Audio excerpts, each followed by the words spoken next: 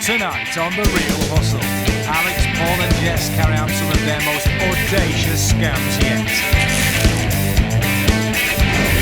Jess has a special delivery for this guy. I could have been sent away for a long time by possessing what I've got now. The hustlers fleece the customers in this bar. Like idiots, we just gave him a handbag and coat.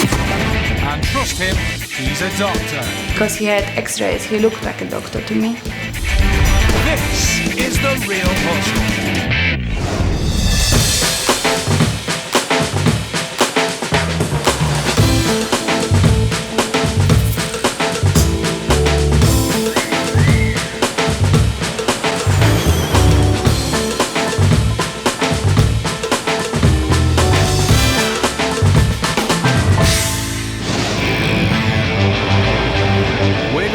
The secrets behind the most popular scams being carried out by con artists today.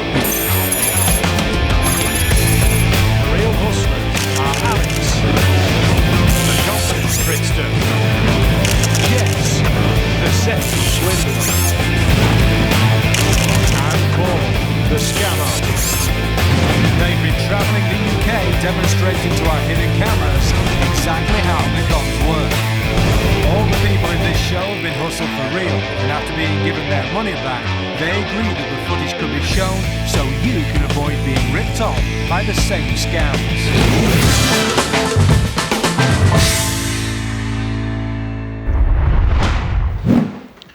It's a lot easier to con someone if you appear to be a respectable member of society.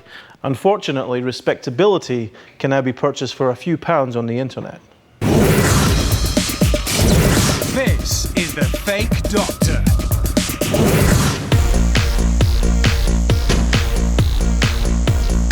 Paul's arrived at a fancy Manchester boutique hotel where he intends to live the high life. Hello, reception. Dr. Mark's checking in. He's assuming the role of a top surgeon and pre-booked the hotel room using a credit card obtained with a stolen identity. Hi there. Dr. Mark's checking in. Thank you. The check-in goes without a hitch. Not wanting to trouble the bellboy, Paul carries his own suitcase to his room. And once inside, he rigs the suite with hidden cameras so we can see the scam play out. Now it's time to get to work and spend as much money in the hotel as possible. Exactly the kind of challenge a hustler likes. He's already spent £250 on the room. Hi, this is Dr. Marks in room 50. How much is it for a complete treatment at the spa? Okay, yeah, I'd like one of those, definitely. And that's another 110 quid. Also, I'm going to need internet access in the room. A tenner. Do you have champagne for room service? Yeah. What was the last one? 2 of those. That's over 120 quid. And I also have some dry cleaning here. Okay. And another £90.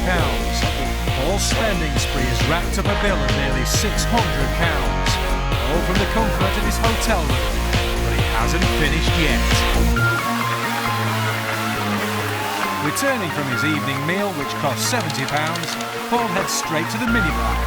That's another 15 quid. And before his head hits the very expensive feather pillows, he's got time to make a phone call to LA. Well, that's California, isn't it? Every single day as well. The long distance call adds another £42 to his massive bill. But tomorrow, Paul intends to walk out of here without paying for any of it. Okay. All right. Love you. Bye. To lay the foundation for his getaway plan, he makes one more call to reception.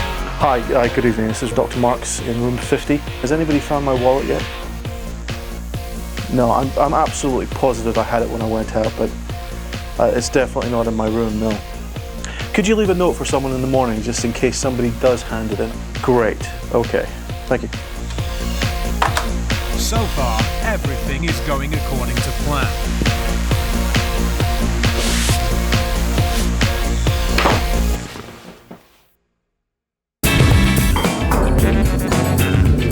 The next morning, Paul has a hearty breakfast, all charged to his room, and returns to his suite for the final part of his shopping spree. And whereas yesterday he was spending, today he's stealing. The reason reason he carried his own suitcase when he checked in was because it was virtually empty, leaving lots of room to stash whatever he chooses. Obviously, first up it's the plush toweling robes. It will also provide cushioning for the DVD player and the stereo. There's no room for the flat-screen TV, but he can squeeze in a posh ornament and the entire contents of the minibar. Finally, perhaps looking for redemption, he even takes the Gideon Bible. His total bill for one night, including the stolen goods, now stands at over £1,300. But how's he going to get away without paying? The day before, Jess played the role of doctor's assistant and posted some old x-rays and Paul's fake ID to the hotel, providing all the necessary convincers for a top-flight surgeon. At the front desk, Paul's about to check out. Good morning. Yeah, Dr. Marks, do you have any mail for me? Maybe something delivered overnight?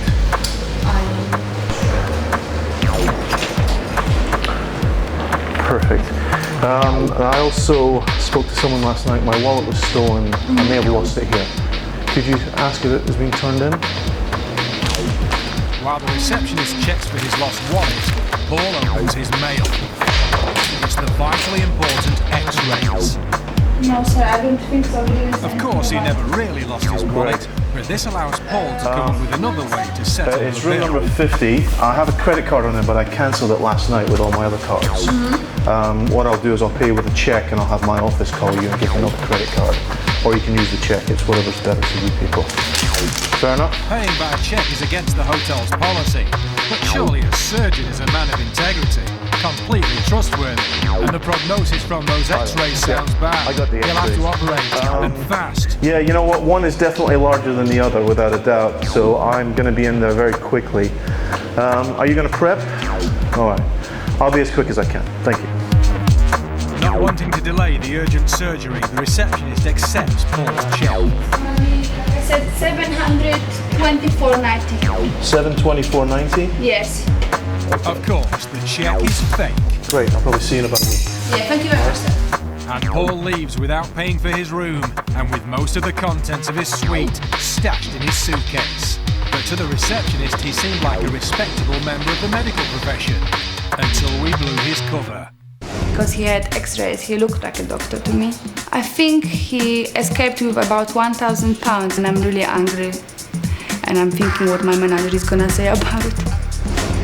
Thanks to the principles of social compliance, people are much more likely to comply with requests from people in authority or in respectable areas of society, people like doctors or aristocracy. Now, in this case, we even turned it up a little bit by having some x-rays delivered to me and also the phone call that said I had to leave right away. I got the x-rays.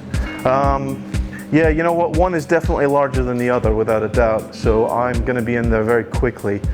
Are you going to prep? All right. I'll be as quick as I can. Thank you.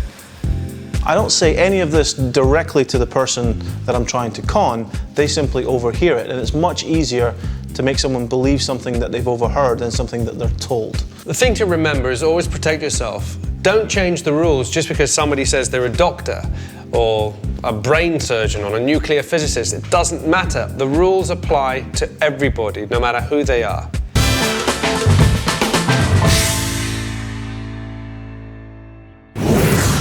The best way to not get caught committing a crime is to get someone else to do the dirty work for you. This is the reshipping scam. Everyone has seen ads like this, promising easy cash for little work. All you have to do is call the number.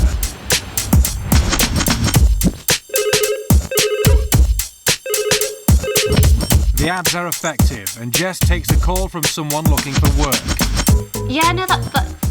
That's brilliant. That's great. He's told that the job's for a specialist courier company who move valuable packages on fast. What I'm going to have to do is, could you give me your details, please? And then what It's I'll do is explained that he I'll will be call him paid a bit later on, £150 for collecting a we've got some parcel, times and things ready repackaging for it, you. and rendezvousing with a courier at short notice. Okay, that's great. Thank you very much. And look forward to seeing you. Okay, thank you. Bye.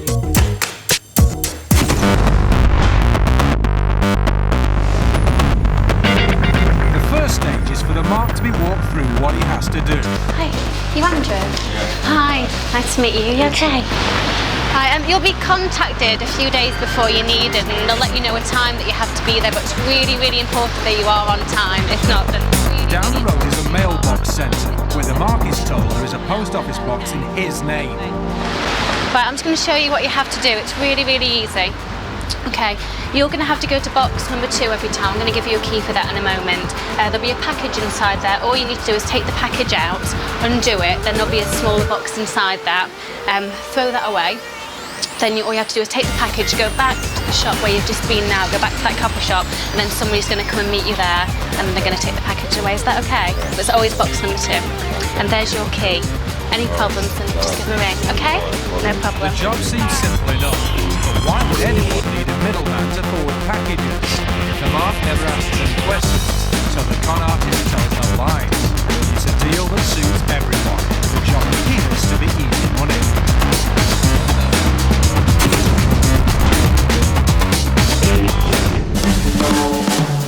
The second stage is for the mark to handle a package on his own to see if he's reliable. He has to open the PO box and take out the parcel inside addressed to him. As expected, it contains another smaller parcel with a different address. And as directed, he has to take it back to the rendezvous point, the cafe down the road.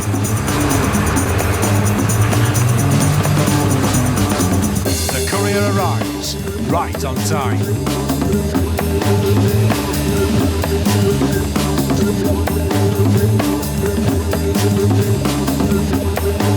The mark has signed the paperwork for the package. Job done. For all that effort, he expects to be paid 150 quid.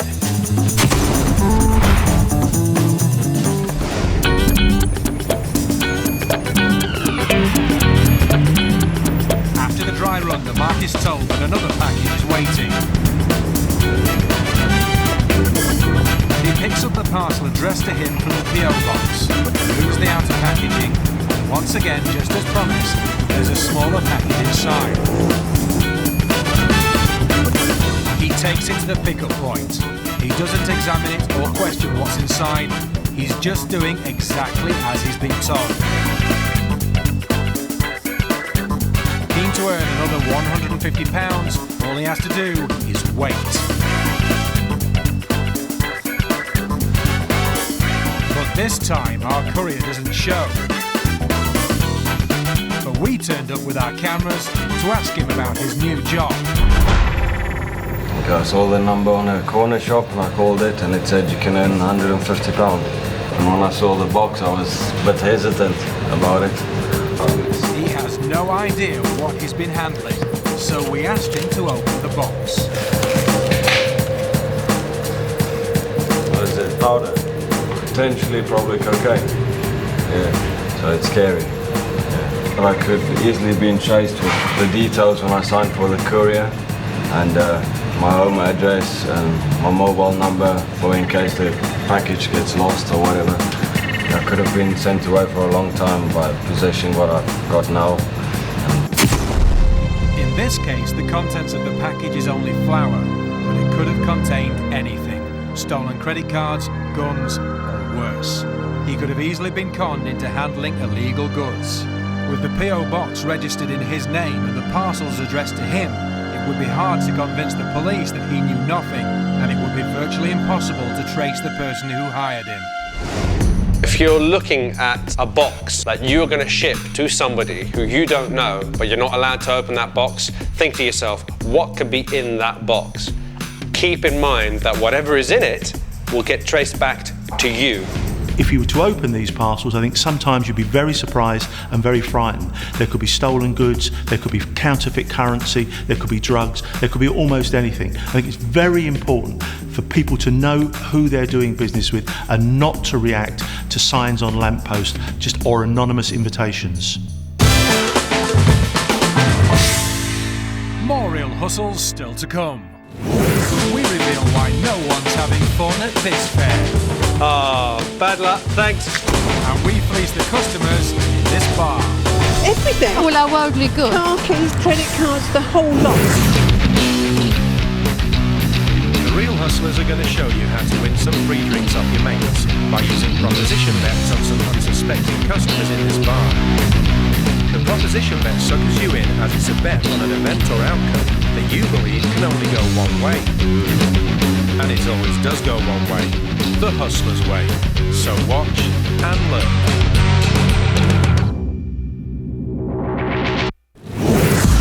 Now, I've got a challenge for you, okay? I've got an old matchbox here. Nothing suspicious about it, I promise. I'm going to place a 10p piece just like that. So I've made a little hole in this matchbox. I'm going to place this matchstick in just like that. I'm going to take this matchstick and just place it like that. Now, nothing's stuck down, okay? Your challenge is to remove the 10p piece without knocking over the matchstick. They have to stay touching. So what they have to do is get the 10p piece out from under the match without knocking it over. Sounds easy? So off you go. I'm back. Round go?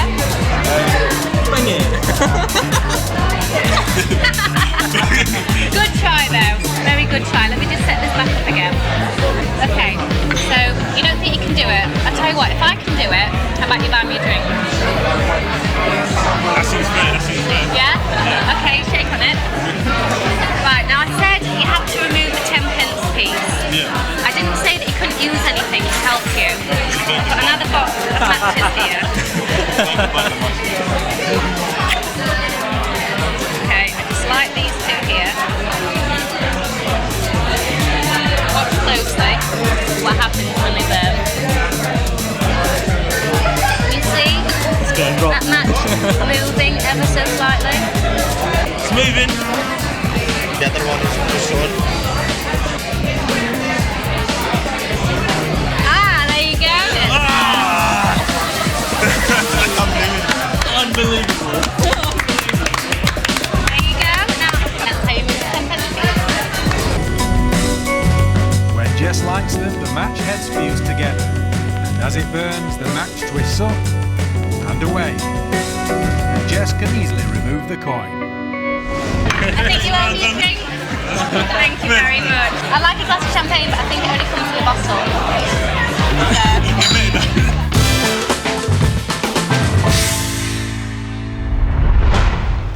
Some fairground games are easy to fix, others are plain difficult, and this one is very difficult.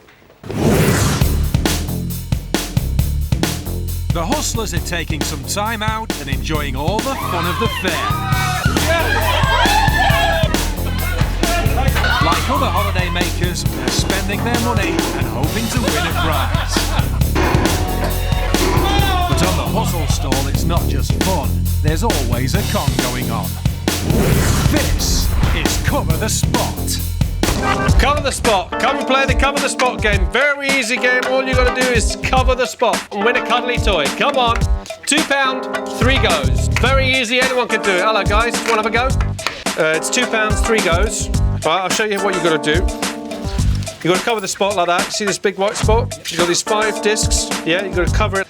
If you see any white, you lose. Yeah, but you get 3 goes at it. You don't have to drop them from too big difficult, heights. and Alex proves it can be done. You drop them like this. You just got to make sure that you cover all the white bits like that. Yeah? There you go. Have a go. Can the You get lads 3 do goes it? for £2. No. Oh, No. look, you can... Close, but still no. But he's not the only one. the last one. It's a busy morning on the stall and nobody can cover the spot. You can't push them. I'm sorry, mate. I can't give that to you. Alex is raking in the cash. £2 to go. That's £2. And still the punters can't beat the game. Oh, so close. So close, but I can't give it to you. Of course, there's a knack. The first 2 discs are the most important. If those are set correctly, then you're guaranteed to win if you know what you're doing. If you misplace those, then it's never going to work. So here we go. There's the first one, There's a second one. Now I know that this will work out. So all I have to do is just follow the rest of it and cover the spot. Do you want me to do the first two for you? There you go. That's They close. just can't crack it. All you've got to do is cover it so you don't see any white bits. Unfortunately, his white bits are showing all over the place. Start again, start again. That's your first go, I won't count it. Start again, start again. But hang on, this girl has a steady hand and nerves of steel. You know what? You know what? There's a bit there. No, But I'll give it to you. I'll give it to you. She's the only person to win all day. I'll give it to you. And the reward, the cheapest, smallest prize on the store. You're welcome. The only real You're winner welcome. Come is again. the hustler. Oh, bad luck. Oh well. Bad luck. Thanks. Chap in there done it and couldn't copy him to win, so we just lost. No chance. It looked easy when he did it, but when I had to go, it was a bit harder than it looked. I think I'm a bit cack-handed. There's obviously a knack to it, but I haven't got it. You know, this is an example of a perfect carnival game. It looks incredibly easy to do, but it is in fact deceptively difficult. There's really only one way to set those discs to be guaranteed to cover the spot underneath. But if people start getting close, there are little scams that the operator can bring in. For example, it used to be printed on canvas. The canvas was stretched to the table, so somebody would simply step on that, which would widen the painted red spot. That would make it slightly larger. So there's a lot to this game, but it is a perfectly fair game. It's just nowhere near as easy as it looks. You've won a lot of soft toys, haven't you? I've won a lot of soft toys.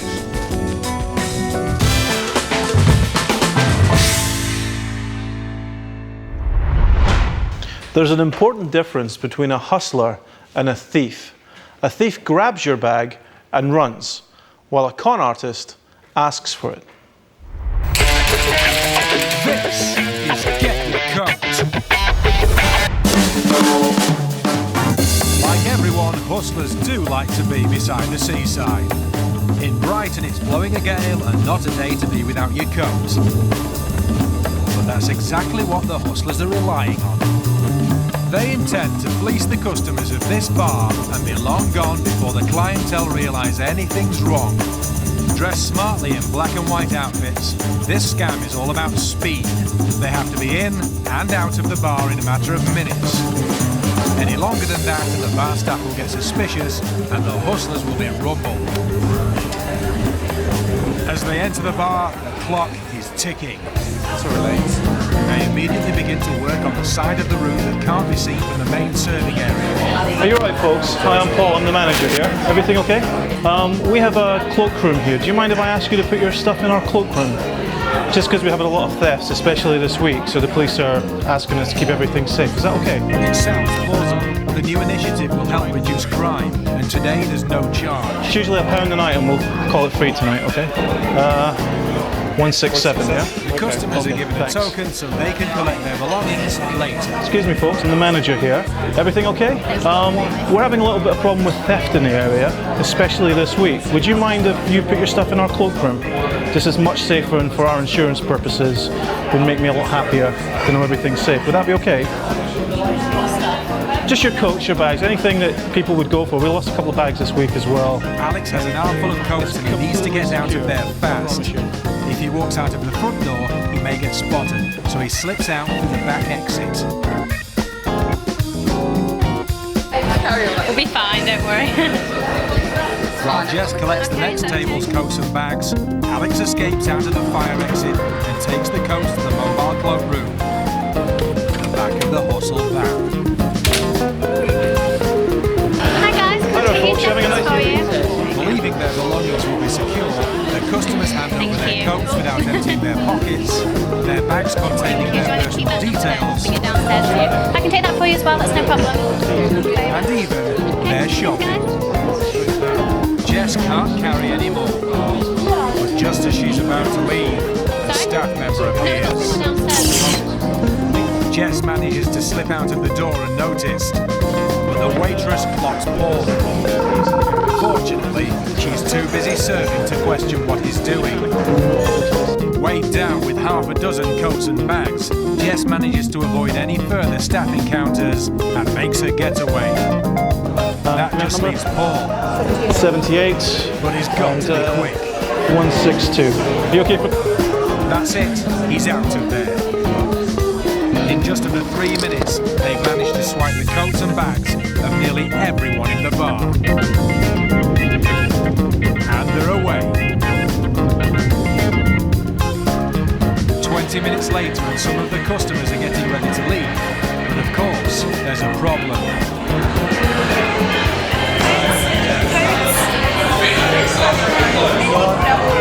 The manager came round and took our coats.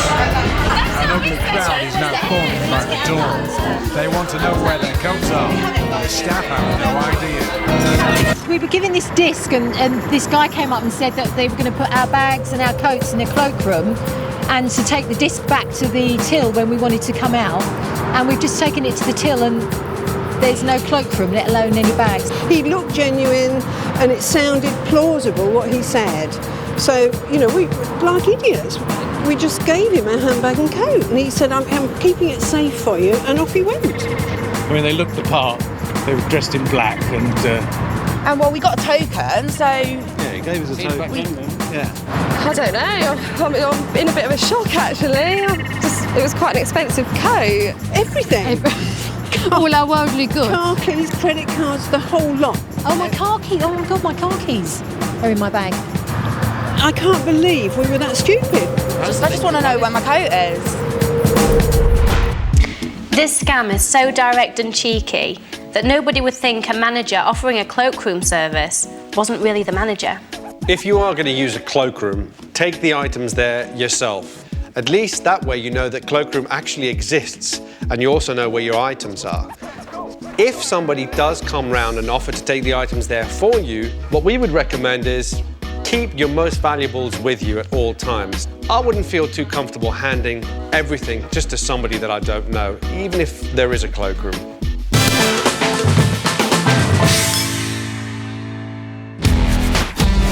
Keep your wits about you.